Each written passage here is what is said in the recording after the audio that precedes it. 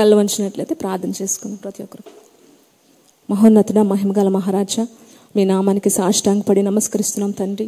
నాయన, ఏ యోగ్యత అర్హత లేని నేను మాటలు చెప్పడానికి ఇచ్చిన కృపను బట్టి వందనాలు తండ్రి. నాలో ఉండి మీరు మాట్లాడండి, ప్రతి ఒక్క హృదయాన్ని తెరవండి. నేను వాక్యంలో సత్యాన్ని గ్రహించడానికి, విని జీవితాలను మార్చుకోవడానికి, నేను నిన్ను హత్తుకోవడానికి నీ కృపను అనుగ్రహించమని యేసు పరిశుద్ధ నామమున వేడుకుంటున్నాను తండ్రి, ఆమేన్. హల్లెలూయా. 2 తిమోతి రాసిన పత్రిక 3:2 చూద్దాం, చదవండి. ఏలయనగా మనుషులు స్వార్థప్రియులు, ధనాపేక్షులు, బింకములాడువారు, అహంకారులు, దూషకులు, తల్లిదండ్రులకు అవిధేయులు, కృతజ్ఞత లేనివారు, అపవిత్రులు. అన్హోలీ.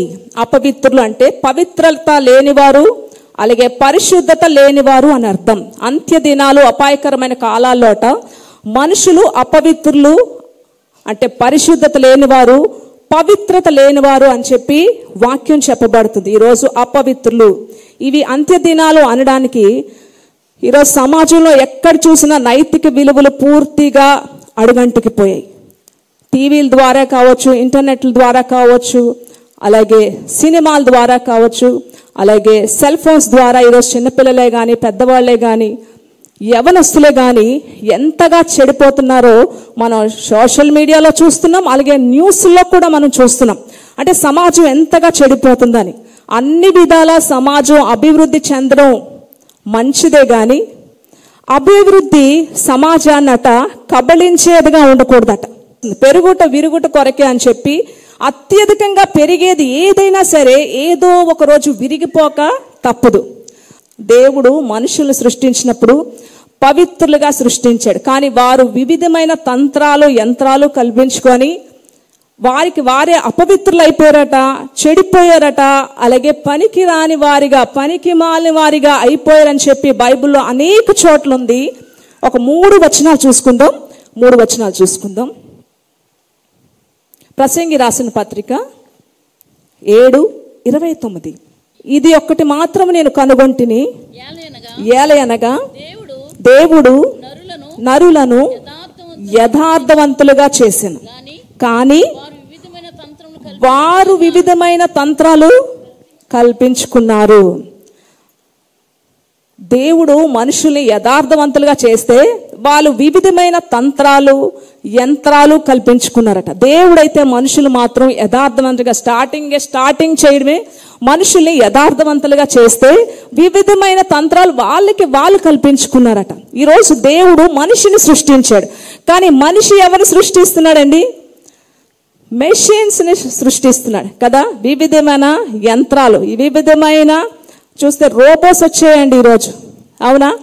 షాపింగ్ మాల్స్ దగ్గర నుంచి, రెస్టారెంట్స్ దగ్గర నుంచి, అలాగే స్కూల్స్లో టీచర్స్ని తీసేసి రోబోస్ని పెడుతున్నారు ఈరోజు. స్కూల్ పిల్లలకి టీచ్ చేయడానికి రోబోస్, అలాగే షాపింగ్ మాల్స్లో, అలాగే రెస్టారెంట్స్లో, ఆఖరికి పొలం పనులు చేయడానికి కూడా ఈరోజు రోబోసే. కొద్ది రోజులు పోతే అట మనుషులకి పనులు దొరకవట.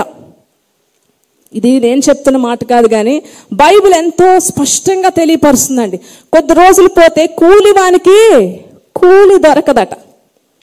ఈరోజు చూసారా, ఆస్ట్రేలియాలో కానీ ఇతర దేశాలను చూస్తే అన్ని మెషిన్సే, పెద్ద పెద్ద మెషిన్స్. పనులు దొరకట్లేదు, పనుల్లో ఎవరు పెట్టుకోవట్లేదు ఈరోజు. ఆ యొక్క ఫీల్డ్స్లో కానీ, ఆ పొలాల్లోనే కానీ, ఆ యొక్క తోటలు ఉన్నాయంటే, ఆ మామిడి తోటలు ఉన్నాయంటే, ఒకప్పుడు ఆ మామిడికాయలు అన్నీ కొయ్యడానికి కూలి వాళ్ళని పిలిచేవారు. కూలి వాళ్ళని డబ్బులు ఇచ్చి 100 మందినో 200 మందినో ఆ తోట అంతా కూడా మామిడి పళ్ళు తీయడానికి కూలి వాళ్ళని పిలిచేవారు. కానీ ఈరోజు మెషిన్స్, ఎక్కడ చూసినా పెద్ద పెద్ద యంత్రాలు. ఆ ఒక్క చెట్టు కింద 100 మంది ఒక రోజు 2 రోజులు ఆ యొక్క తోటల్లో పనిచేయడానికి కుదురుకుంటే ఈరోజు 5 నిమిషాల్లో, మహా అయితే అరగంటలో తోట అంతా కూడా ఆ మెషిన్ జస్ట్ ఇలా పెడుతున్నారు ఆ చెట్టుకి. ఒక్కసారి లోపగానే 5 నిమిషాల్లో ఒక్క పండు ఉండకుండా అన్ని పళ్ళు కూడా వచ్చేస్తున్నాయి. అక్కడికక్కడికే ప్రాసెసింగ్ అయిపోతుంది, క్లీనింగ్ అయిపోతుంది, ప్యాకింగ్ అయిపోతుంది, ఎక్స్పోర్ట్ కూడా అయిపోతుంది. గంటలో మొత్తం పనంతా కూలి పనులు, కూలి వాళ్ళు 100 మంది కలిపి ఒక 2 రోజులు 3 రోజులు చేయాల్సిన పని గంటలో ఈరోజు పని అయిపోతుంది. వివిధమైన యంత్రాలు, వివిధమైన ఈరోజు అన్నిట్లో చూస్తే రోబోస్, ఈరోజు రోబోట్ టెక్నాలజీ. ఈరోజు ఆఖరికి హాస్పిటల్లో రోబోటిక్ ఆపరేషన్స్ కూడా ఎవరు చేస్తున్నారు? డాక్టర్స్ ఇంట్లో కూర్చుండి చక్క సిస్టమ్ ముందు కూర్చుంటే ఇక్కడ రోబో చక్కగా అదే హార్ట్ ఆపరేషన్ అవ్వచ్చు, అలాగే ఏ ఆపరేషన్ అయినా సరే, ఆ ఎముకల ఆపరేషన్ అవ్వచ్చు, బోన్స్ బ్రేక్ అయిపోతే ఆ ఆపరేషన్ చక్కగా వాళ్ళ ఇంట్లో కూర్చొని ఇక్కడ పేషెంట్ దగ్గర రోబో ఆపరేషన్ చేసేది, రోబోటిక్ ఆపరేషన్స్.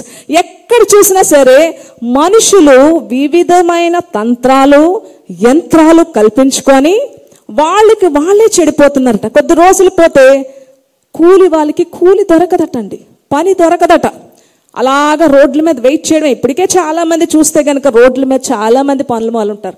కొద్ది రోజులు పోతే మెషిన్సే పనిచేస్తాయి ఇళ్లలో కూడా, ఇంకా ఎవ్వరికి పనులు దొరకవు. అలాంటి సమాజంలోకి మనము వచ్చేసాం. సరే, ఇంకొక వాక్యం చూసుకుందాం. ఆదికాండంలో దేవుడు మనుషుల్ని ఎలాగ సృష్టించాడు? ఆదికాండం 6వ అధ్యాయం 12వ వచనం. దేవుడు భూలోకమును చూచినప్పుడు అది చెడిపోయి ఉండెను. భూమి మీద సమస్త శరీరులు తమ మార్గమును చెరిపి వేసుకుని ఉండిరి. చాలని దేవుడు భూమిని చూచినప్పుడు అది ఎలా ఉందట? చెడిపోయి ఉందట. సర్వ శరీరులు తమ యొక్క మార్గాల్ని చెరిపేసుకున్నారట. దేవుడు సృష్టిని సృష్టించాడు. 1వ రోజు వెలుగుని చీకటిని సెపరేట్ చేశాడు. చాలా బాగుంది, మంచిదిగా చెప్పాడట. ఆదికాండం మనం ఇంటికి వెళ్ళి సృష్టిని చూస్తే గనక ఎక్కడా కూడా ఇది బాగాలేదు, మళ్ళీ బాగా చేస్తాను, 2వ రోజు సూర్యుని సరిగ్గా చేయలేకపోయాను, సో ఇది బాగాలేదు, ఇది మంచిది కాదు, నెక్స్ట్ డే మళ్ళీ సూర్యుని ట్రై చేస్తాను, ఇలాగా ఎక్కడా లేదండి. దేవుడు వెలుగుని చీకటిని వేరుపరిచినప్పుడు మంచిది, సూర్య చంద్ర నక్షత్రాలు మంచిది, ఆకాశ పక్షులు మంచిదిగా చేశాడట, జలచరాలు సముద్రం వేరు చేశాడు, ఆ యొక్క భూమి అంతటిని కూడా వేరు చేశాడు. భూమిని నిండించడానికి, పండించడానికి, జంతువుల్ని, అలాగే కూర మొక్కల్ని, ఫలాలను ఇవ్వడానికి సమస్తము పండించాడు. మంచిది. ఆకాశ పక్షుల్ని మంచిది, సముద్రంలో ప్రతి ఒక్క జలచరాలు మంచిది. 6వ రోజు వచ్చేటప్పటికి చేతితో మనిషిని చేసి, ఎక్కడైనా సరే బైబిల్లో ఉందా ఆదాముని సరిగా చేయలేకపోయాను, రేపు ఇంకో రోజు మళ్ళీ మంచిగా చేస్తాను, ఈరోజు బాగాలేదు, ఈరోజు సరిగా చేయలేదు, ఎక్కడైనా ఉందండి? మంచిది మంచిది మంచిది మంచిది. సృష్టి స్టార్టింగ్ నుంచి కూడా మంచిది మంచిది మంచిది చేసుకున్న దేవుడు ఒకసారి అటు వెళ్ళి వచ్చి మళ్ళీ భూమిని చూచేటప్పటికట ఎలా ఉందట? అరే, నేను ఎంత మంచిగా చేశాను, ఇప్పుడే చేసి వచ్చాను నేను, ఈ భూమి ఏంటి చెడిపోయింది? వారి యొక్క మార్గాలు వారే చెడిపేసుకున్నారట. ఎలా చెడిపోయింది? ఇప్పుడే కదా నేను ప్రతిదీ కూడా మంచిదిగా చేసి వచ్చాను, ఎలా చెడిపోయింది ఇది? వారి యొక్క మార్గాలు వారే చెడిపేసుకున్నారట, వారే చెడిపేసుకున్నారట. ఇంకో దగ్గర ఇప్పుడు వాక్యం చూద్దాం. ఆదికాండంలో వారి మార్గాలు చెరిపే అపవిత్రులు అయిపోయారట. ఇప్పుడు కొత్త నిబంధనలోకి వెళ్దాం. కొత్త నిబంధనలో ఏం చెప్పబడుతుంది మనుషుల కోసం ఒకసారి చూద్దాం. కొత్త నిబంధన తీయాలి. రోమాపత్రిక 3వ అధ్యాయం 12వ వచనం. అందరూ త్రోవ తప్పి ఏకముగా పనికి మాలిన వారయ్యారట. మేలు చేయవాడు ఒకడు లేడు, ఒక్కడైనా లేడు. ఇది ఎక్కడ చెప్పబడిందంటే కొత్త నిబంధన. పాత నిబంధనలో దేవుడు చెప్తున్నాడు వీళ్ళు అప్పుడే త్రోవ తప్పేశారు, వీళ్ళు అపవిత్రులు అయిపోయారని. కొత్త నిబంధనకు వచ్చేటప్పటికి ఏం చెప్పబడుతుందండి? ప్రతి ఒక్కరు కూడా ఎలా ఉన్నారట? కేవలం పనికి మాలిన గారుగా ఉన్నారు, త్రోవ తప్పేశారు అని కొత్త నిబంధన చెప్పబడింది. ఇప్పుడు మనం ఉన్న ఈ లేటెస్ట్ సమాజంలోకి వచ్చాం కదా, ఇప్పుడు మనం ఉన్న రోజులు. కొత్త నిబంధనలో దేవుడు అలా చెప్పాడు, పాత నిబంధన దగ్గరకు వచ్చేటప్పటికి ఇలా చెప్పబడింది. ఇప్పుడు మనం ఉన్న సమాజం, ఇప్పుడు మనం ఉన్న సొసైటీకి ఏం పేరు పెట్టచ్చు? ఇప్పుడు మనం ఉన్న సమాజంలో ఈ భయంకరమైన పరిస్థితిలో అసలు పేరు కూడా పెట్టడానికి కూడా సరిపోని దారుణంగా ఈరోజు సమాజం పూర్తిగా నాశనం అయిపోయిందండి. పూర్తిగా ఇంకా సమాజం ఎంతగా అపవిత్రం అయిపోయిందంటే ఈరోజు అపవిత్రులు సమాజం ఎంతగా చెడిపోయిందంటే 8 సంవత్సరాల పాపని 10th క్లాస్ చదువుకున్న పిల్లలు అత్యాచారం చేశారండి. అంటే సమాజం చెడిపోయిన విధానాలు నేను చెప్తున్నాను. ఎంతగా చెడిపోయింది. సమాజం చెడిపోలేదా చెప్పండి? ఒకరోజు ఎప్పుడైనా విన్నారా ఒకప్పుడు ఇలాంటి విషయాలు? ఎప్పుడైనా విన్నారా? ఎప్పుడైనా చూసారా ఇలాంటి విషయాలు? సమాజం ఇప్పుడు మనం ఉన్న రోజులు. ఆది కాలంలో దేవుడు అలా చెప్పాడు, కొత్త నిబంధన గ్రంథంలో ఇలా చెప్పబడింది. ఈరోజు మనం ఉన్న సమాజానికి ఏం పేరు పెట్టాలి? ఏ పేరు సెలెక్ట్ చేయాలి? పేరు కూడా పెట్టడానికి వీలు లేనంతగా ఈరోజు సమాజం అపవిత్రం అయిపోయింది. భార్యలు ఉంటుండగా పరాయి స్త్రీలు, అక్రమ సంబంధాలు, భర్తలు ఉండగా పరాయి పురుషులతో అక్రమ సంబంధాలు. ఒకప్పుడైతే భర్తలు చనిపోతే విధవరాళ్ళు అలాగే ఉండిపోయేవారండి. వాళ్ళ జీవితాల్ని జాగ్రత్తగా కాపాడుకొని పిల్లల్ని పెంచుకొని చాలా భక్తిగా వారి యొక్క జీవితాలను కాపాడుకునేవారు. ఈరోజు సమాజంలో ఇప్పటికీ ఉన్నారు చాలా మంది. ఈరోజు కూడా భర్తలు చనిపోయినా ఎంతో మంది విధవరాలు జాగ్రత్తగా బతికేవారు మన సంఘంలో ఉన్నారు, చాలా మంది ఉన్నారు. ఈరోజు సొసైటీ ఎలా ఉంది? భర్తకు బాయ్ చెప్తారు, భర్త వెళ్ళిపోగానే వెనకాల నుంచి సూపర్ మ్యాన్లు, స్పైడర్ మ్యాన్ వెనకడ ఊరు నుంచి దిగుతారండి. డ్యూటీలో పరాయి స్త్రీలు, ఇంటి దగ్గరేమో భార్య, డ్యూటీలోని పరాయి స్త్రీలు. ఈరోజు భార్యలు హాస్పిటల్లో మరణ పడకల మీద ఉంటుండగానే రెండో మ్యారేజ్కి సిద్ధపడిపోయిన వాళ్ళు ఎంతో మంది ఈ రోజుల్లో ఉన్నారు. ఒకప్పుడు ఇలా ఉందండి? చెప్పండి. భార్య హాస్పిటల్ ఇంకా చావు బతుకుల మధ్యలో ఉంటుండగానే ఇక్కడ ఇంకొక రెండో మ్యారేజ్కి రెడీ అయిపోతున్నారు. భర్త చనిపోగానే ఈరోజు ఏం చేస్తుందండి? పరాయి పురుషులతోని విచ్చలవిడి జీవితం ఈరోజు ఉండలేకపోతున్నారండి. అందుకనే నీ మనసు నిలుపోలేకపోతే, భర్త చనిపోయినా భార్య చనిపోయినా మనసు నిలపలేకపోతే అట అపోజిట్ పౌలు చెప్తున్నాడు, వివాహం చేసుకో. ఈరోజు ఎంత దారుణంగా ఉందంటే సమాజం, పిల్లల్ని వదిలేస్తున్నారు, పిల్లల జీవితాలు నాశనం అయిపోతున్నాయి. ఈరోజు ఎంత దారుణంగా ఉన్నారంటే 22 సంవత్సరాల అమ్మాయి ఫోన్ చేసింది, ఒక 1 వీక్ అవుతుందేమో. ఫోన్ చేసి ఎంత ఏడుస్తుందంటే, ఇద్దరు అక్క చెల్లెళ్ళే, తండ్రి చనిపోయాడు, ఆ తల్లి ఏం చేస్తుంది? విచ్చలవిడి జీవితానికి అలవాటు పడిపోయింది, పరాయి పురుషులతో అక్రమ సంబంధాలకి అలవాటు పడిపోయింది. ఆ పిల్ల ఏడుస్తుందండి, గుండె పగిలేలా ఏడుస్తుంది. ఆంటీ, మా మమ్మీ విచ్చలవిడి జీవితానికి మేమున్నామని కూడా చూడట్లేదు ఆంటీ, ఎవరితో పడితే వాళ్ళతో, తనకంటే వయసులో చిన్నపిల్లలతో అక్రమ సంబంధాలకు అలవాటు పడిపోయింది ఆంటీ అని గుండె పగిలేలాగా ఏడుస్తుందండి. గుండె పగిలేసి చచ్చిపోవాలనిపిస్తుంది ఆంటీ. చదువు మీద లేదు, చదవలేకపోతున్నాను, చచ్చిపోవాలనిపిస్తుంది. నా కంటితో నా తల్లిని చూశానంటే అక్రమ సంబంధాలు అని చెప్పి ఏడుస్తుందండి. గుండె పగిలిపోయేలాగా ఏడుస్తుంది. చాలాసేపు ఓదార్చి బలపరిచి ప్రార్థన చేసి పంపించిన తర్వాత, అమ్మ నేను చాలా బాధపడ్డా, మా గుండె బరువెక్కిపోయింది. నిజంగా ఇలాంటి పిల్లలు మనకి ఇచ్చేస్తే గనక చక్కగా దేవుని కొరకు మనం సేవలో పెంచేవారు అని చెప్పి చాలా బాధపడ్డామని. ఈరోజు సొసైటీ ఎక్కడ చూసినా పాపం, అపవిత్రమైన రోజుల్లో అంత్య దినాలు ఇవి చూసినప్పుడు మనం ఏ దినాల్లో ఉన్నామో మనల్ని మనం చూసుకోవాలి. ఎక్కడ చూసినా అపవిత్రత కనుక ఇప్పుడు మొన్న జనరేషన్కి వస్తే గనక ఆది కాండంలో తప్పిపోయారని చెప్తుంది, ఇక్కడ చూస్తే అపవిత్రమైన దినాలు, అపవిత్రత అని చెప్పి చెప్తుంది. ఈరోజు ఎన్నడూ లేనని విడాకుల కేసులని, విడాకుల కేసులు కోర్టు డీల్ చేయలేకపోతుంది. ఈ విడాకుల కేసులు కోర్టు డీల్ చేయలేక ఒక సంచలనమైన తీర్పు ఇచ్చింది కోర్టు.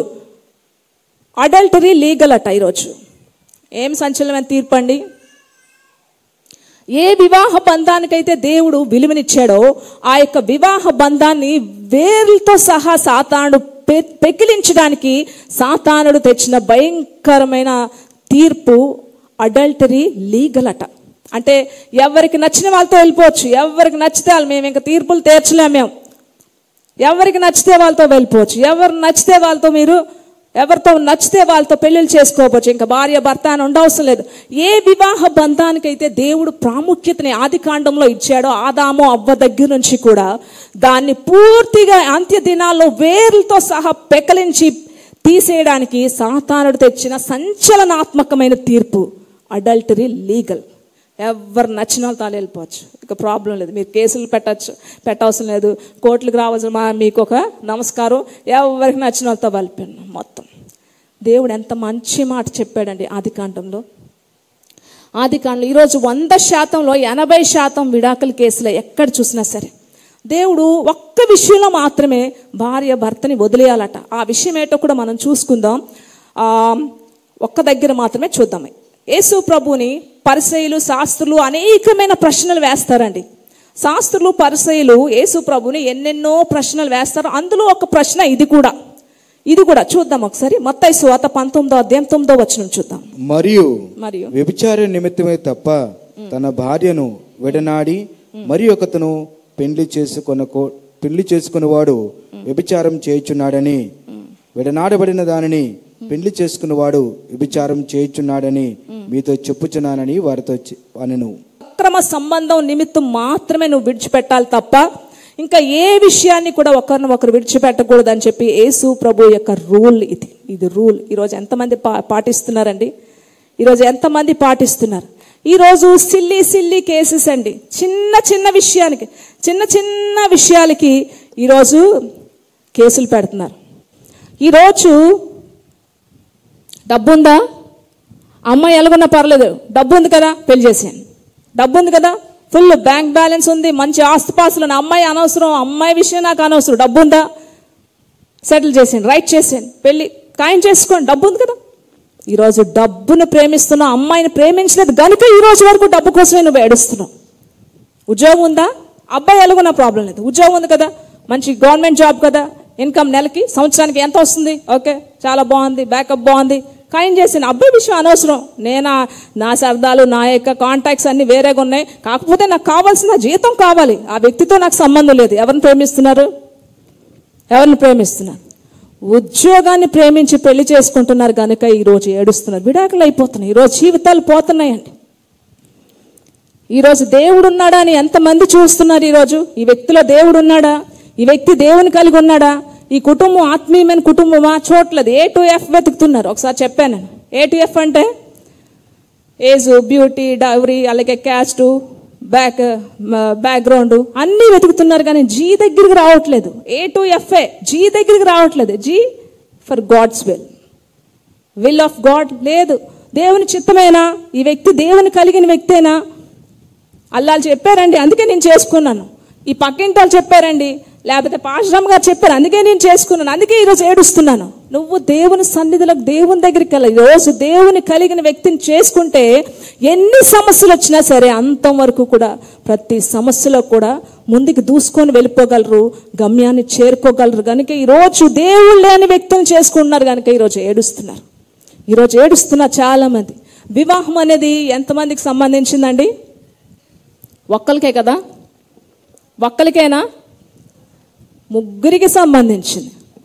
చేసుకున్న వ్యక్తికి న్యాయం చేయాలి, తల్లిదండ్రులకి న్యాయం చేయాలి, అలాగే అటువైపు వాళ్ళకి న్యాయం చేయాలి, అత్తగారికి కుటుంబానికి న్యాయం చేయాలి, తల్లిదండ్రులకి న్యాయం చేయాలి, చేసుకున్న వ్యక్తికి న్యాయం చేయాలి. ఈరోజు ఎందుకు ఈరోజు దేవుడు లేకుండా ఈరోజు కుటుంబాలు అనేక మంది డబ్బుని, మనిషిని, ఉద్యోగాన్ని వెతుక్కుంటున్నారు కనుక ఈరోజు కుటుంబ వ్యవస్థలు నిల్చోవట్లేదు. ఈరోజు కుటుంబ వ్యవస్థలు నిల్చోవట్లేదండి. మనసు ఎవ్వరికీ అవసరం లేదు, మంచోళ్ళు అస్సలు అవసరం లేదు.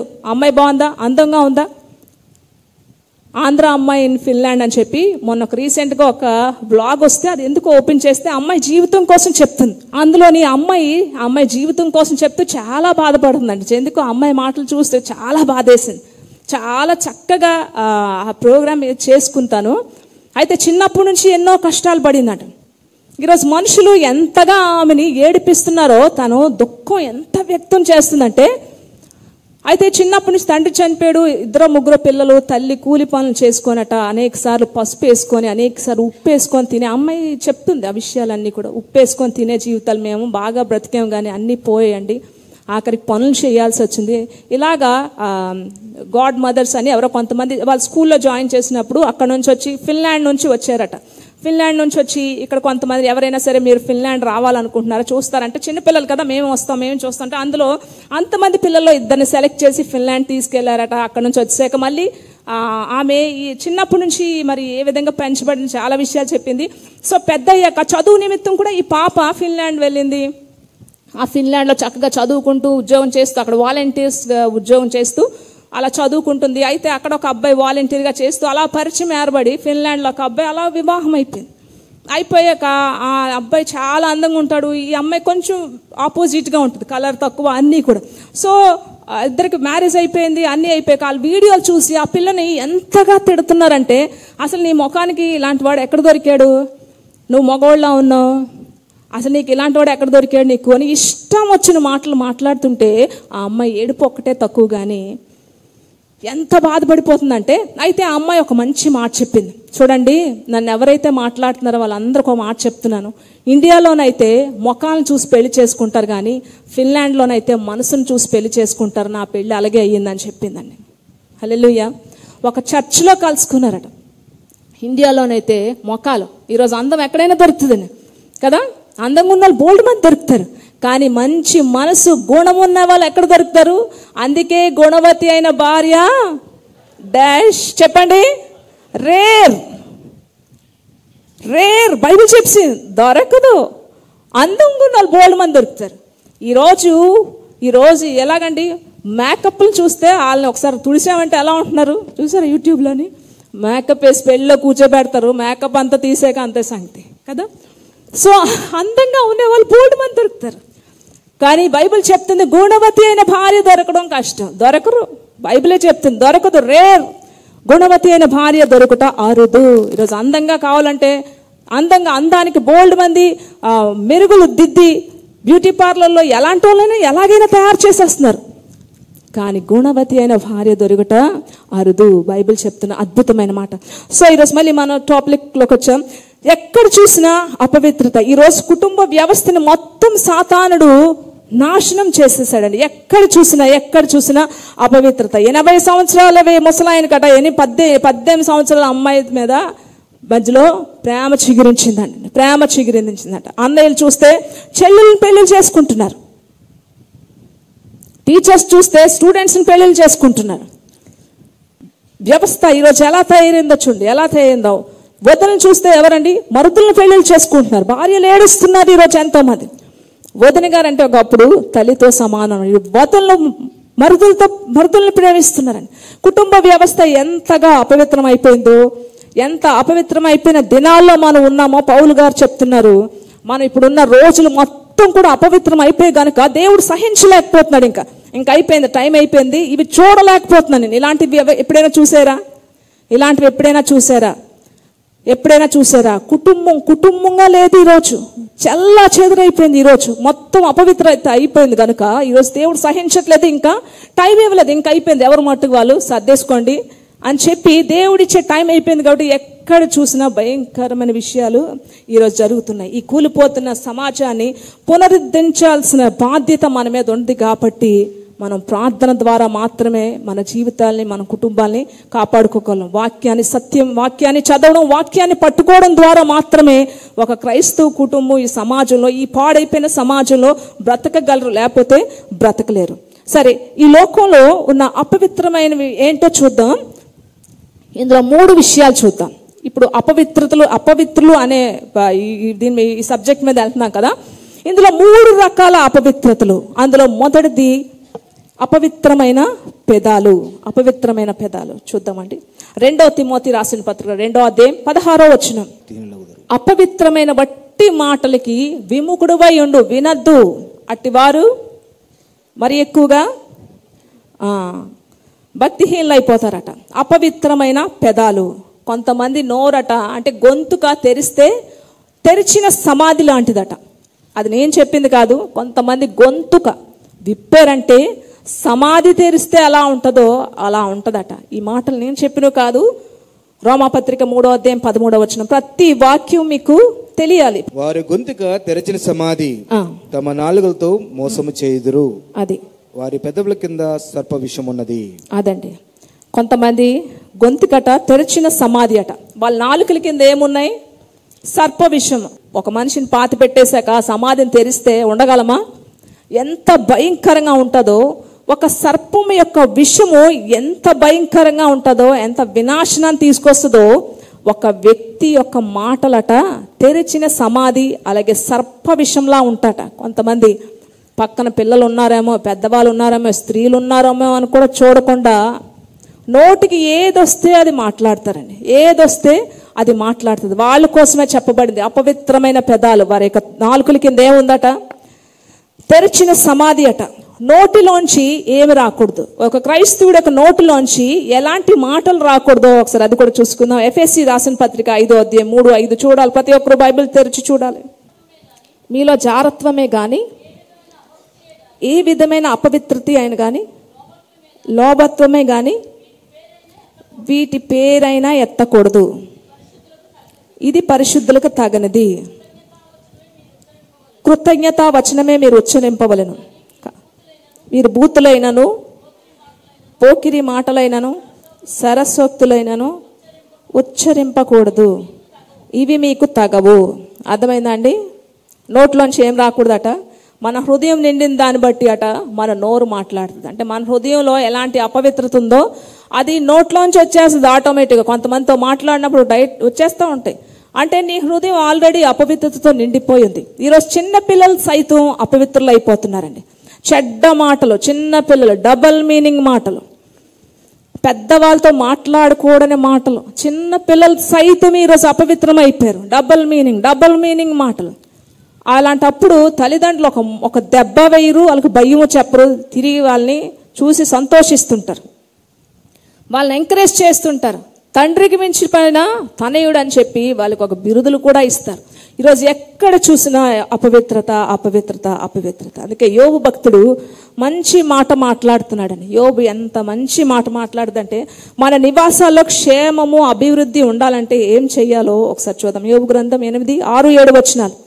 నీవు పవిత్రుడివై యథార్థవంతులైన యెడల నిశ్చయముగా ఆయన నీ యందు శ్రద్ధ నిలిపి నీ నీతికి తగినట్టుగా నీ నివాస స్థలమును వర్ధిల్లింపజేయును. చాలనే చూసారా యోబు భక్తుడు ఎంత మంచి మాట మాట్లాడుతున్నాడు. కానీ మనం ఎప్పుడైతే పవిత్రులుగా ఉంటామో మన యొక్క నివాసాలు, మన పట్లట దేవుడు శ్రద్ధ నిలిపి మన నివాసాల్లోనంట అభివృద్ధిని దేవుడు ఉంచుతాడట. ఫస్ట్ మాట అపవిత్రమైన పెదాలు. ఇప్పుడు రెండో మాటకు వచ్చేద్దాం. అపవిత్రమైన చూపులు. వినికిడి ద్వారా కన్నా చూపు ద్వారా, విజన్ ద్వారా అట్రాక్షన్స్ ఎక్కువ ఉంటాయి.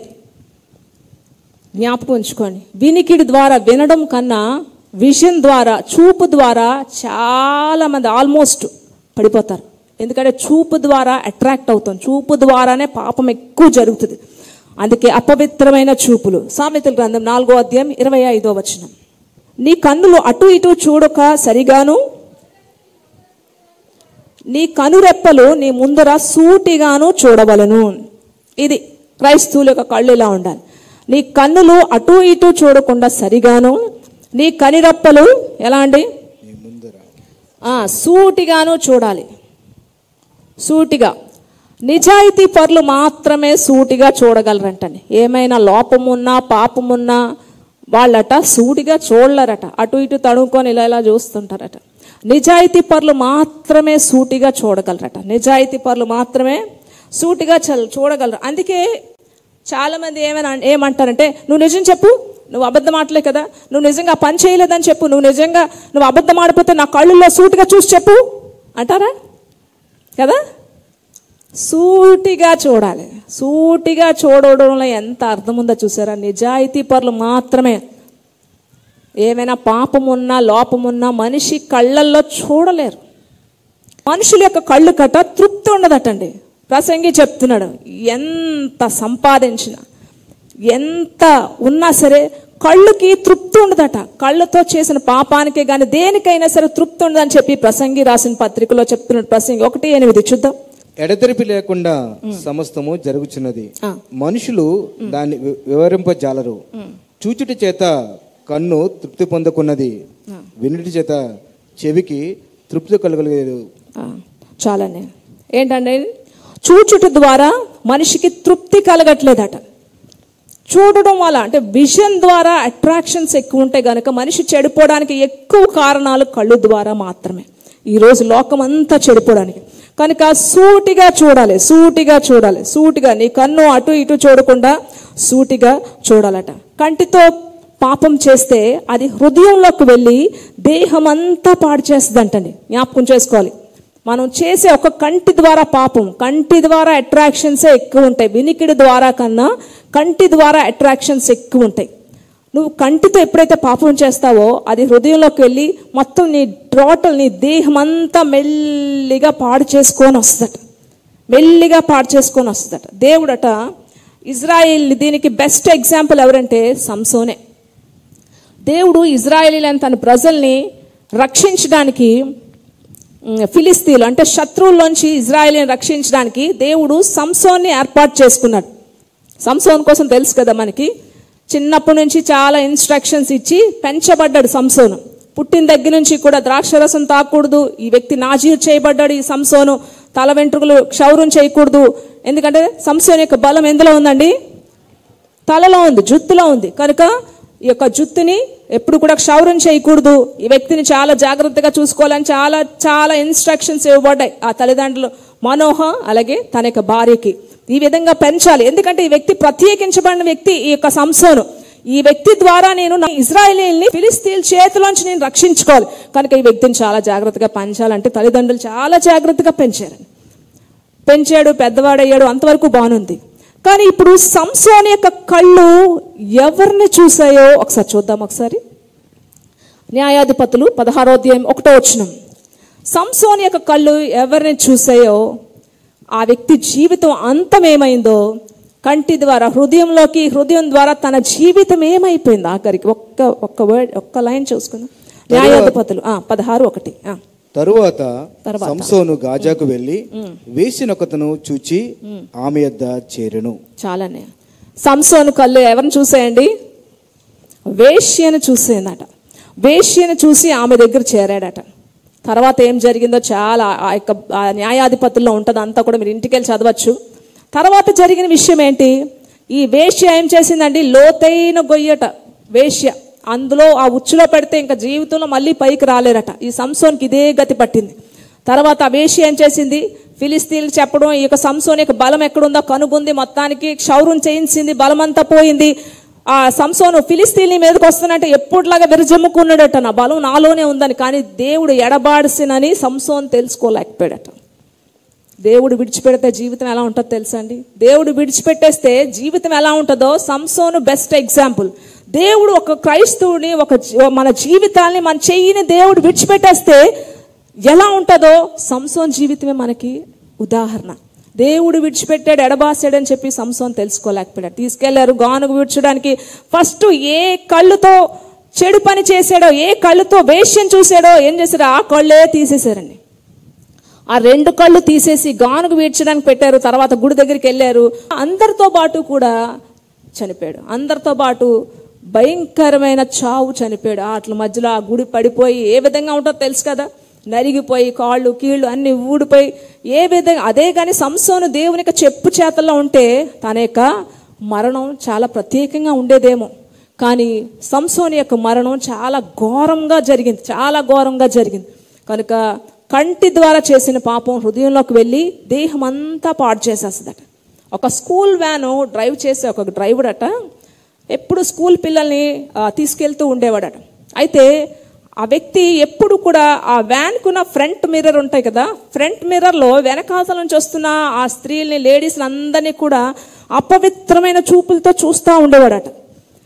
ఎప్పుడు కూడా వెనకాతలో ఎవరు లేడీస్ వస్తున్నారో ఆ ఫ్రంట్ గ్లాస్లో చూస్తూ చాలా ఆనందిస్తూ ఉండేవాడట, ఆడవాళ్ళు వస్తుంటే వాళ్ళని చూస్తూ. అయితే ఇలాగ కొంతకాలం గడిచింది.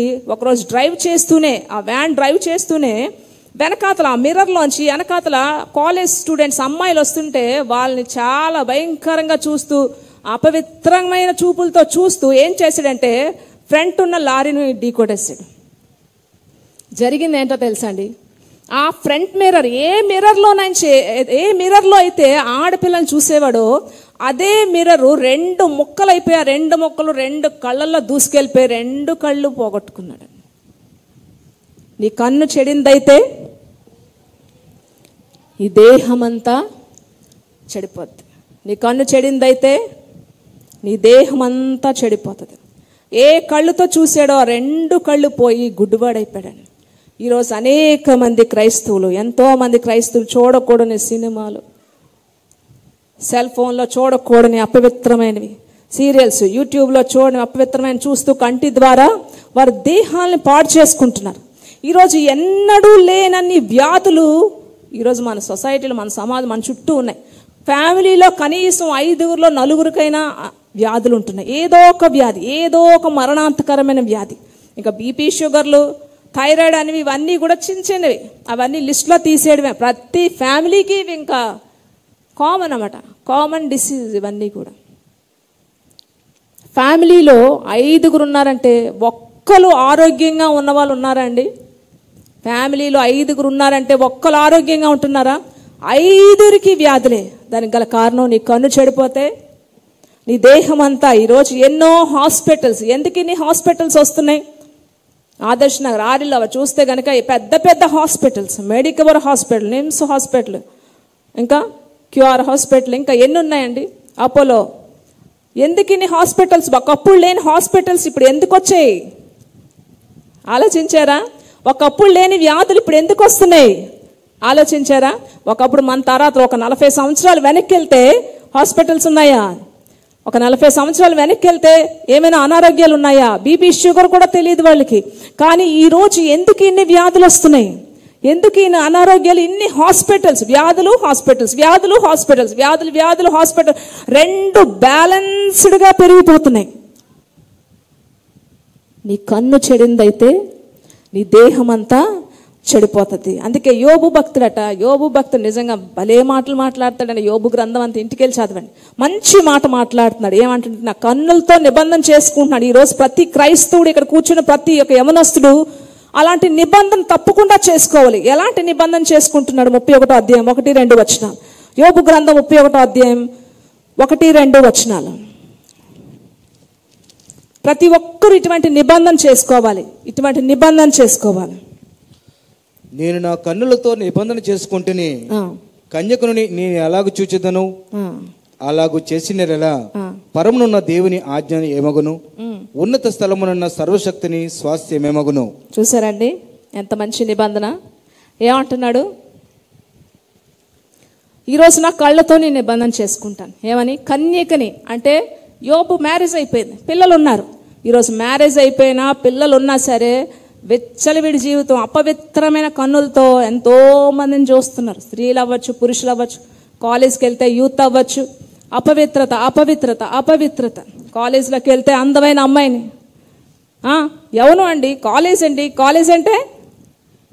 అంటే చెప్తారా? కాల్ అంటే పిలిచింది, ఏజ్ అంటే వయసు పిలిచింది. కాలేజ్ అంటే వయసు పిలిచిందండి. అందమైన అమ్మాయిలు చూస్తూ సంఘాల్లో కూడా ఈరోజు అపవిత్రత. చర్చికి వస్తారు కానీ అందమైన అమ్మాయి ఎవరున్నారు? అమ్మాయి డ్రెస్సింగ్ ఎలా ఉంది? అపవిత్రమైన. చిన్నోళ్ళు లేరు, పెద్దోళ్ళు లేరు, ముసలోళ్ళు లేరు, అందరు కళ్ళు చెడిపోయి పనికి వాలిన వారు అయిపోయారని చెప్పి వాక్యం చెప్తుంది. కాలేజీలోకి వెళ్తే అమ్మాయిలు చూడడం, చర్చిల్లోకి వస్తే అబ్బాయిలు చూడడం, కాలేజీలోకి వెళ్తే అందమైన అబ్బాయిలు చూడడం. నీ కళ్ళు చెడిపోతే నీకు తెలియకుండానే నీలో ఒక పురుగు దొలుస్తా ఉంది. ఈరోజు ఎంతోమంది పవిత్రంగా పరిశుద్ధంగా ఉన్న వాళ్ళకు కూడా అనారోగ్యాలు ఉన్నాయి. దేవుని మహిమార్థమే అవ్వచ్చు, కొన్ని శ్రమలు దేవుని యొక్క చిత్త ప్రకారంగా దేవుడు పెట్టినవి అవ్వచ్చు. వాళ్ళు నీతిగా ఉంటారు కదా, భక్తిగా ఉంటారు కదా, వాళ్ళకి ఎందుకు వచ్చాయంటే యోబుకు వచ్చింది, ఏలియాకు వచ్చింది, ఎలీషాకు వచ్చింది, హిజ్కియాకు వచ్చింది, బైబిల్ గ్రంథంలో పౌలుకు వచ్చింది, అనేక మందికి వచ్చారు. వాళ్ళందరూ పరిశుద్ధులే. కానీ దేవుని యొక్క నిర్ణయాలు, కొంతమంది దేవుని మహిమార్థమే కొన్ని అనారోగ్యాలు ఉంటాయి. కానీ నిజముగా నీ కన్ను చెడిపోతూ అపవిత్రమైన పనుల ద్వారా సినిమాలు, సీరియల్స్, యూట్యూబ్లో చూడకొని చెత్త చెదారం, చిన్నపిల్లలు, పెద్దవాళ్ళు, ముసలి వాళ్ళందరికీ రోగాలు ఈరోజు. కుటుంబ సమేతంగా హాస్పిటల్. ప్రతి ఒక్కరికి ఈరోజు ఫ్యామిలీ డాక్టర్ ఉన్నారండి. ఫ్యామిలీ ఫ్రెండ్స్ ఉండేవారు ఒకప్పుడు. ఇప్పుడు ఫ్యామిలీ చెప్పండి, ఫ్యామిలీకి డాక్టర్. ఫ్యామిలీ అంతా వెళ్ళిపోవడమే, నెలకి జీతం రాగానే అటు నుంచి అటు వెళ్ళిపోవడమే. సో యోబు అంటున్నాడు, సర్వశక్తుడైన దేవుని ఆజ్ఞని నేను ఎలా తిరస్కరిస్తాను? కనుక నా కన్నులతో నాకు పెళ్ళి అయిపోయింది, నాకు భార్య ఉంది, పిల్లలు ఉన్నారు, కనుక నేను కన్యకను నేను చూడను, కనుక అలాంటి నిబంధన నేను చేసుకుంటాను. అలా చూసానంటే నా దేవుని యొక్క ఆజ్ఞ నేను తిరస్కరించినట్టే అని చెప్పబడింది. రెండవది అపవిత్రమైన చూపులు. మూడో దానికి వెళ్ళిపోదాం. అపవిత్రమైన హృదయం మూడోది. ఇది చాలా డేంజర్. అపోస్తుల కార్యములు 8:21 వచనం. అపోస్తుల కార్యములు 8:21. ఇక్కడ ఒక వ్యక్తి కోసం చెప్పబడింది. ఆ వ్యక్తి బయటికి మారాడు కానీ హృదయం మారలేదట. ఆ వ్యక్తి కోసం ఇక్కడ చెప్పబడింది, నీ హృదయము దేవుని ఎదుట సరిగ్గా లేదు, నీ హృదయం బాగాలేదు, కరెక్ట్గా లేదు, కనుక నీకు ఇక్కడ పాలు పంపులు లేవని ఎవరి కోసం చెప్పబడిందో అదొకసారి చదివేసుకుందాం. అది అపోస్తుల కార్యములు 8:13-23 వచనాలు. అప్పుడు సీమోను కూడా నమ్మి బాప్తిసం పొంది పిలుపును ఎడబాయకుండి సూచక్రియలను గొప్ప అద్భుతములను జరుగుట చూచి భ్రాంతి నొందెను.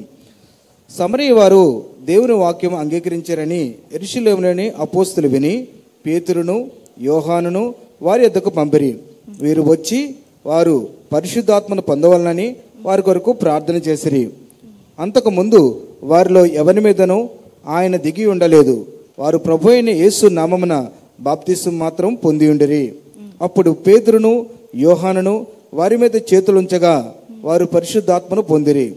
అపోస్తులు చేతుంచుట వలన పరిశుద్ధాత్మ అనుగ్రహింపబడనని సీమోను చూచి వారి ఎదుట ద్రవ్యమును పెట్టి, నేను ఎవరి మీద చేతులుంచుదనో వాడు పరిశుద్ధాత్మను పొందినట్లు ఈ అధికారము నాకు ఈడని అడిగెను. అందుకు పేతురు, నీవు ద్రవ్యమిచ్చి దేవుని వరమును సంపాదించుకొనని తలంచుకుందినా నీ వెండి నీతో కూడా నశించునుగాక. నీ హృదయము దేవుని ఎదుట సరి అయినది కాదు గనుక ఈ కార్యం నందు నీకు పాలు పంపులు లేవు. కాబట్టి ఈ నీ చెడుతనం మానుకొని మారు మనసు పొంది ప్రభువును వేడుకొనుము. ఒకవేళ నీ హృదయాలోచన క్షమింపబడవచ్చును. నీవు ఘోర దుష్టత్వములోను దుర్నీతి బంధకములోను ఉన్నట్టు నాకు కనబడుచున్నదని చెప్పెను. చాలా ఈ వ్యక్తి కోసం చెప్పబడిందంట. ఈ మాటలన్నీ ఎవరికి చెప్పబడ్డంటే గారడి సిమోన్ అని ఆ వ్యక్తి బాప్తీసం తీసుకొని ఫిలిప్ని వెంబడించాడు. సమరయలోని ఫిలిప్ని వెంబడించాడు, కానీ ఆ వ్యక్తి యొక్క హృదయం మారలేదు. ఇక్కడ సమరయులందరూ కూడా యేసు ప్రభువుని అంగీకరించారని తెలుసుకొని పేతురు యోహాను ఏం చేశారంటే తెలుసుకొని రక్షణ పొందారని తెలిసి యేసు ప్రభువుని సువార్తని అంగీకరించారని తెలిసి పేతురు యోహాను కూడా అక్కడికి వచ్చారు. వచ్చి వాళ్ళ మీద చేతులుంచి ప్రార్థన చేసినప్పుడు వాళ్ళు పరిశుద్ధాత్మతో నింపబడ్డారు. ఈ విషయాన్ని ఎవరు చూశారంటే ఈ గారడి సీమోను చూశాడు. ఈ వ్యక్తి ఒకప్పుడు మెజిషియన్ అవ్వచ్చు, మ్యాజిక్స్ చేసి ఉండొచ్చు. ఎందుకంటే గారడీలు చేసేవాడట, అక్కడక్కడ మ్యాజిక్స్ చేసేవాడేమో మరి. సో ఈ వ్యక్తి ఈ విషయం చూసాడనమాట. పేతురు యోహాను వాళ్ళ మీద చేతులు ఉంచగానే వాళ్ళు పరిశుద్ధాంతో నింపబడుతున్నారు. ఈ వ్యక్తి చూసి అబ్బాయి ఇదేదో బాగుందే, నేను చేసిన మ్యాజిక్ల కన్నా ఇది చాలా బాగున్నట్టుంది అని చెప్పి ఏం చేశాడంటే కొంత వెండి ద్రవ్యం తీసుకెళ్లి పేతురు దగ్గర ఇచ్చి, అయ్యా నేను చేసే మ్యాజిక్ల కన్నా ఇది ఇంకా చాలా బాగుంది కనుక ఈ డబ్బు తీసుకొని మీకున్న ఆ యొక్క వరం, పరిశుద్ధాత్మ వరం ఏది ఉందో అది నాకు కొంచెం ఇచ్చేసేయండి అని చెప్పి అనగానే ఇక్కడ పేతురు అంటున్నాడు, నీ హృదయం సరిగ్గా లేదు, నువ్వు బయటికి మారావు కానీ నీ హృదయం మారలేదు కనుక నీ వెండి నీతో నశిస్తుంది అని చెప్పి, ఒకవేళ నువ్వు మారు మనసు పొంది ఇప్పటికైనా సరే దేవుని యొక్క కనికరం దిగుతుందేమో చెప్పలేం లేదని చెప్పి అక్కడ చదివాం కదా. చాలా విషయాలు అక్కడ పేతురు గద్దిస్తాడు. ఇది ఇక్కడ జరిగిందన్నమాట. ఈ గారడి సీమోన్ కోసం నీ యొక్క హృదయం మారలేదు, అపవిత్రమైన హృదయం, నీ హృదయం మారలేదు, బయటికి మనిషివైతే మారావు. ఈరోజు అనేక మంది క్రైస్తవులు బయటికి మారుతున్నారు కానీ వారి మాటలు మారుతున్నాయి, వారి యొక్క వస్త్రాలు మారుతున్నాయి, మేము వాక్యానుసారంగా జీవిస్తున్నాం అంటున్నారే కానీ వారి హృదయం మాత్రం మారట్లేదు. ఈరోజు అనేక మంది క్రైస్తవుల యొక్క హృదయాలు మారట్లేదండి. ఈరోజు ఎంతో మంది బాప్తీసం తీసుకుంటున్నారు. బాప్తీసం తీసుకున్న 3 రోజులే ఏమవుతుందో మరి తెలియదు కానీ 3 రోజులు అవగానే యథావిధి జీవితం, యథావిధి తాగుడు. ఒకప్పుడు తాగేవారు బాప్తీసం తీసుకున్నప్పుడు వదిలేస్తారు. 3 రోజులు అవగానే మళ్ళీ ఎక్కడ కనబడతారు? బార్ షాప్లోనే కనబడతారు. యథావిధి సిగరెట్లు, యథావిధి సినిమాలు. ఈ రోజు నువ్వు బయటికి బాప్తీసం తీసుకున్నావు, మారుమనసు పొందే కానీ నీ హృదయం మారలేదు. ఈరోజు అనేక మంది క్రైస్తవుల కోసం చెప్పబడుతున్న మాటలు, ఈరోజు క్రైస్తవుల యొక్క హృదయాలు మారట్లేదు. అదే మాట పేతురు చెప్తున్నాడు, నువ్వు ఇప్పటికైనా మారుమనసు పొందు. పరిశుద్ధాత్మనే నువ్వు అడుగుతావా? పరిశుద్ధాత్మనే డబ్బులతో కొనాలనుకుంటున్నావా? కనుక నీ మనస్సు మారలేదు కనుక ఇప్పటికైనా నువ్వు దేవుని వైపు తిరిగితే దేవుడు కనికరిస్తాడేమో. ఈరోజు ఎంతో మంది క్రైస్తవుల యొక్క జీవితాలు మారట్లేదు, బాప్తీసం తీసుకుంటున్నారు అంతే. కనుక ఈరోజు అపవిత్ర హృదయం ఇలాంటి భయంకరమైన మనస్తత్వం గలవారు అంత్య దినాల్లో బయలుపడతాడని చెప్పి అపోజిట్ పౌలు ప్రతి ఒక్కరికి ఈరోజు చెప్తున్నాడు. కనుక ఆఖరిగా అంత్య దినాల్లో అపవిత్రమైన వారు ఉంటారు కనుక ఆఖరి యూదాపత్రిక ఒక్క మాట చదువుకుందాం, ముగించేసుకుందాం ఈరోజు. యూదాపత్రిక 1వ అధ్యాయం 23వ వచనం చూస్తే, అగ్నిలో నుండి అగ్నిలోంచి లాగినట్లు కొందరిని రక్షించుడి. శరీర సంబంధమైన వారి అపవిత్ర ప్రవర్తనకు ఏ మాత్రము నొప్పక దాన్ని అసహించుకొనుచు, శరీర సంబంధమైన అపవిత్రతకి ఏ మాత్రం కూడా ఒప్పుకొనక దాన్ని ఏం చేయాలంటండి? అసహించుకొనుచు భయముతో కొందరిని కరుణించుడి. శరీర సంబంధమైన అపవిత్రతని ఏ మాత్రము ఒప్పుకొనక దాన్ని అసహించుకోవాలట. ఈరోజు ఎంతో మంది పడిపోతున్నారు. ప్రార్థనా జీవితం ఉండదు, బాప్తీసం తీసుకుంటారు, బయటికే మనుషులు మారుతున్నారు, మాట తీరు మారుతుంది, వస్త్రాలు మారుతున్నాయి, ప్రతిదీ మారుతుంది. మనిషి బయట మారుతున్నాడు కానీ హృదయం మాత్రం మారట్లేదు. హృదయం అన్నిటికంట మోసకరమైంది, ఘోరమైన వ్యాధి కలది. దాన్ని గ్రహించగలవాడెవడు? హృదయం అన్నిటికన్నా మోసకరమైంది, భయంకరమైన వ్యాధి కలది. కనుక ఫస్ట్ది అపవిత్రమైన పెదాలు, రెండవది అపవిత్రమైన చూపులు, మూడవది అపవిత్రమైన హృదయం. అంత్యకాలం అపాయకరమైన దినాల్లో అపవిత్రులు ఎక్కడ పెడితే పాపం, అపవిత్రత కంటి ద్వారా, చెవుల ద్వారా, నోటి ద్వారా, హృదయం ద్వారా అపవిత్రత ఎక్కువైపోయి దేవుడు ఇంక సహించలేకపోయింది. అయిపోయింది, దయచేసి అయిపోయింది, నేను ఇచ్చిన టైం అయిపోయింది. మనిషి ఆది కాండంలో నేను అంతా బాగా చేశాను, యథార్థవంతులుగా చేశాను, పాడైపోయింది ఏంటి? కొత్త నిబంధనకు వచ్చిన వారికి ఇంక అయిపోయింది, పనికి మాలిన వారు అయిపోయారు. ఇంకా మన దేశం మన దినాలు, ఇప్పుడు మనం ఇది ఆఖరి దినాలు అన్నమాట, ఎండింగ్కి వచ్చాం. ఈ దినాల్లో ఇంకా పూర్తిగా అడుగంటికిపోయింది, ఇంకేమీ లేదు. అపవిత్రమైన ఈ లోకంలో మనం కేవలం వాటిని విసర్జించి అసహించుకొని పవిత్రమైన జీవితం జీవించాలి. కన్యకని నేను ఎలా కంటితో చూస్తాను? యోబు ఎంత మంచిది మాట చెప్తున్నాడు కదా. ఈరోజు పెళ్ళిళ్ళు అయిపోయినా సరే ఎంతోమంది ఆడవాళ్ళని అసభ్యమైన కళ్ళులతో చూస్తుంటారు. కనుక ఈరోజు ఈ దేహం చెడిపోతుంది. ఈరోజు అందరి దేహాల్లో ఏదో ఒక వ్యాధి, హాస్పిటల్స్ వ్యాధులు, జీతం రాగానే హాస్పిటల్స్. ఎక్కడ తప్పు జరుగుతుంది, ఎక్కడ మిస్టేక్ జరుగుతుంది. కనుక ఇలాంటి అసభ్యమైనవట మనం విసర్జించాలట. మోకాళ్ళ మీదకి వెళ్దాం, ప్రతి ఒక్కరు కూడా మోకాళ్ళ మీదకి వెళ్తాం.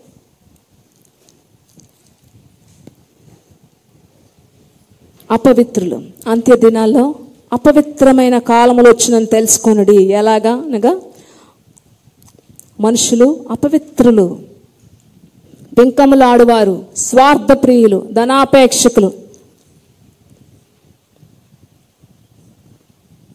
అపవిత్రులు. చూడండి, కావాలంటే మీరే అందరికీ వాయి వరుసలన్నీ పోయాయండి. ఈరోజు వాయి వరుసలన్నీ పోయి అపవిత్రత. ఈ లోకంలో మనకి ఎటువంటి రక్షణ లేదు, దేవుడే మనకి రక్షణ. కనుక బైబిల్ చదవాలి, ప్రతి ఒక్కరు కూడా వాక్యానుసారంగా జీవించాలి. వాక్యం ఏం చెప్తుందో అలా జీవించాలి. అప్పుడు మాత్రమే ఈ లోకంలో నువ్వు కాపాడబడతావు. లేకపోతే ఎవ్వరికి కాపుదల లేదు. దేవుడు లేని వాళ్ళు ఎవ్వరికి కాపుదల లేదు.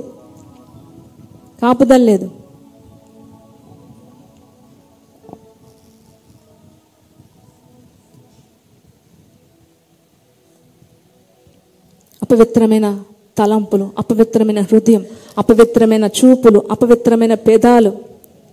ప్రభా, వీటి నుంచి నన్ను విడిపించు, నన్ను కాపాడు, నన్ను రక్షించు ప్రభా, నన్ను రక్షించు తండ్రి, నన్ను రక్షించు.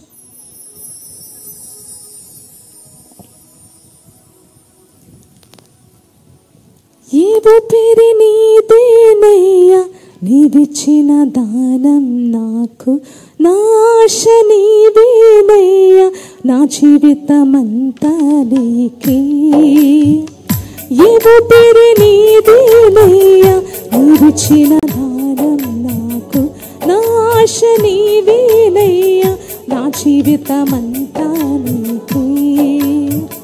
కాచి ఉంచినావయ్యా ఇంతవరకును, నన్ను వీడిపోదయ్యా నాకున్న నీ కృపా. కాచి ఉంచినావయ్యా ఇంతవరకును, నన్ను వీడిపోదయ్యా నాకున్న నీ కృపా. నీ కృప లేనిచో ఒక్క క్షణమైనను నే నిలువచాలను ప్రభు. నీ కృప లేనిచో ఒక్క క్షణమైనను చాలను ప్రభు. ప్రతి క్షణం కనుపాపలా, ప్రతి క్షణం కనుపాపలా మమ్ము కాయుచున్న దేవుడా. నీ కృప లేనిచో ఒక్క క్షణమైనను నే నిలువచాలను ప్రభు. నీ కృప లేనిచో ఒక్క క్షణమైనను నే నిలువ చాలను ప్రభు. ఈ అపవిత్రమైన ఈ లోకంలో మనం కాపాడబడాలంటే దేవుని యొక్క సన్నిధే మనకి శరణం. ఈరోజు ప్రార్థన లేక, వాక్యం లేక, దేవుని సన్నిధిలో జరుగుతున్న ప్రార్థనలు లేక ఎంతోమంది ఈజీగా సాతాను పడగొట్టేస్తున్నాడని. నువ్వు చాలా ఈజీగా ఉన్నావు పడిపోవడానికి. కనుక దయచేసి ప్రార్థనలకు రండి. మీ భక్తి జీవితాలు కాపాడుకోవడానికి ఏ స్థితిలో ఉన్నా సరే దేవుని దగ్గరికి వస్తే మీరు పాడైపోరు, చెడిపోరు. పాడైపోయిన జీవితాన్ని బాగు చేసేదే దేవుని యొక్క మార్గం. కనుక జరుగుతున్న ప్రేయర్స్కి రండి. ప్రతి దాంట్లో ప్రార్థన చేసుకోండి, వాక్యం చదువుకోండి. ఎక్కడ పడిపోయారో బాప్తీసం తీసుకున్నాక మళ్ళీ పడిపోతే కనుక మళ్ళీ లేచి మోకాళ్ళ మీదకి వెళ్ళి కన్నీటితో ప్రార్థన చేసుకొని, చూసారా ప్రపంచం ఎలా చెడిపోయిందో నీ కంటి ద్వారా చేస్తే నీ దేహాన్ని అంతటికీ శ్రమే. నీ దేహం అంతా అనారోగ్యంతో బాధపడాల్సి వస్తుంది. అది ఏ అనారోగ్యం మనలోంచి మొదలవుతుందో తెలియదు. ఈరోజు తెలియదు, మనిషిలో ఏ రోగం ఉందో తెలియదు. భయపడిపోతున్నారు. హాస్పిటల్కి వెళ్ళి టెస్టులు చేయించుకోవాలంటే భయం వేసేస్తుంది. లేకపోయినా ఉందని చెప్పి మనిషిని చంపేస్తున్నారండి. అది మనిషి చేసుకున్న పాపమే. నీ కన్ను చెడిపోతే నీ దేహం అంతా చెడిపోద్ది. హృదయం అన్నిటికంటే భయంకరమైన వ్యాధి అంటే ఘోరమైంది హృదయంలోంచి కళ్ళల్లోంచి దేహం అంతా నాశనం అయిపోతున్నాయి. కనుక ప్రభువా, ఇక్కడ ఎవరైనా సరే సిగ్గుపడకుండా తండ్రి, మా ఆత్మ దేహ శరీరాలనైనా మేము రక్షించుకుంటాం. ఇటు నుంచి మేము విడిపించబడ్డానికి నీ కృప మాకు కావాలి అన్నవారు చేతులు ఎత్తితే మీకోసం అమ్మ ప్రార్థన చేస్తారు. ప్రభా, మేమైతే నిల్చోలేం ప్రభా, మేము బలహీనం ప్రభా. కానీ నేను ఆశపడుతున్నాను, నేను ఇటువంటి అపవిత్రమైన లోకంలోంచి నీ కొరకు పరిశుద్ధమైన బిడ్డగా నేను జీవించాలని నేను ఆశపడుతున్నాను. నాకు నువ్వు సహాయం చేయి అని అడగను చాలు. నాకు నువ్వు సహాయం చేయి, నన్ను నిల్చోబెట్టు ప్రభా. సాతానుడికి నన్ను అప్పచెప్పద్దు తండ్రి, వ్యాధులకి నన్ను అప్పచెప్పద్దు ప్రభా. ఇప్పుడు వరకు చేసిన ప్రతి తప్పుని క్షమించు తండ్రి. నీ దయ చొప్పున నాకు సహాయం చేయని నిర్దోషంగా చెయ్యొద్దండి. పైనుంచి దేవుడు తప్పకుండా మీ హృదయాన్ని బట్టి మీ పట్ల గొప్ప కార్యాలు దేవుడు చేస్తాడు. అమ్మ ప్రార్థన చేస్తారు. అవునండి, జకర్య గ్రంథంలో 9వ అధ్యాయంలో మాట చెప్తారు, కూలివానికి కూలి దొరకదు. ఎందుకు దొరకదు? నా సేవకులు భోజనం చేస్తారు, నా సేవకులు హృదయానందంతో కేకలు వేస్తారు, మీరు ఏడుస్తారని రాయబడ్డది యెషయా గ్రంథంలో. దేహము ఏచండి దీపమట, కన్ను, దేహానికి దీపము కన్నే. నీ కన్ను చెడిపోతే నీ దేహం అంతా చెడిపోతుందని మత్తయి సువార్త 6వ అధ్యాయం 22-23 వచనాల్లో ఉంది. కాబట్టి ఇటువంటి కన్నులు ఉన్నటువంటి వారు మార్చుకోవాలి, చూపులు మార్చుకోవాలి, మారిపోవాలి. సెల్ ఫోన్లు ఇవన్నీ చూస్తున్నారు. అపవిత్రులు అయిపోవడాన్ని డబ్బులు ఉండవు, తినడానికి భోజనం ఉండదు, ఆహారం దొరకదు, పిల్లలకి చూస్తుండగా ఆకలితో పిల్లలు బాధపడతారు, మీరు బాధపడతారు. అవన్నీ రాకుండా ఉండాలంటే మీ చూపులు మారిపోవాలి, మీ హృదయం మారిపోవాలి, మీ మనస్సు మారిపోవాలి, మీ పెదాలు మారిపోవాలి. ఇవన్నీ మారిపోయి పరిశుద్ధంగా ఎప్పుడైతే జీవిస్తారో తప్పకుండా ఆయన కృప మీ మీద ఉంటుంది.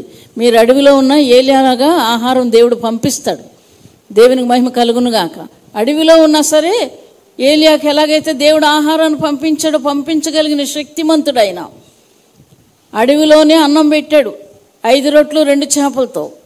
కాబట్టి మీ పవిత్రమైన హృదయాన్ని, డబ్బుల వైపు చూడకండి, మనుషుల వైపు చూడకండి, బిల్డింగ్ల వైపు చూడకండి, దేని వైపు చూడకండి, దేవుని వైపు చూడండి. ఆయన మీకు ఇస్తాడు. ఆయన మహాపరిశుద్ధుడా, నీ పాదాలకు వందనాలు చెల్లిస్తున్నాం నాయన శక్తిమంతుడు నాయన భూమి ఆకాశాలు కలగజేసిన దేవుడు దేవా, నీకు వందనాలు చెల్లిస్తున్నాం దేవా. అంత గొప్ప దేవుని కలిగి ఉన్నాం. పరిశుద్ధంగా మా జీవితాలు యాత్రికులమని లోకంలో జీవించడానికి కృప దయచేయండి దేవా. నీకు వందనాలు. ఏ బిడ్డలైతే చేతులెత్తుతున్నారో బిడ్డలు కాపాడి భద్రపరచండి. లోకము దుష్టుడు వాడిని ముట్టుకోకుండా సహాయం చేయండి. పవిత్రంగా నాయన మీ కొరకు జీవించడానికి కృప దయచేయండి. అంతరంగాన్ని పరిశుద్ధపరచండి, కళ్ళను పరిశుద్ధపరచండి, పెదాలను పరిశుద్ధపరచండి. అటువంటి లేకుండా సహాయం చేయండి. న్యాయంగా, యథార్థంగా, నిర్దోషులుగా జీవించడానికి కృప దయచేయండి నాయన. బిడ్డలు పట్టుకోండి, నడిపించండి తండ్రి, సహాయం చేయండి. నీ దీవెన వారికి దయచేయండి. యేసుక్రీస్తు నామమున అడిగి వేడుకొని ప్రార్థిస్తున్నాం తండ్రి. ఆమేన్. హల్లెలూయా, హల్లెలూయా.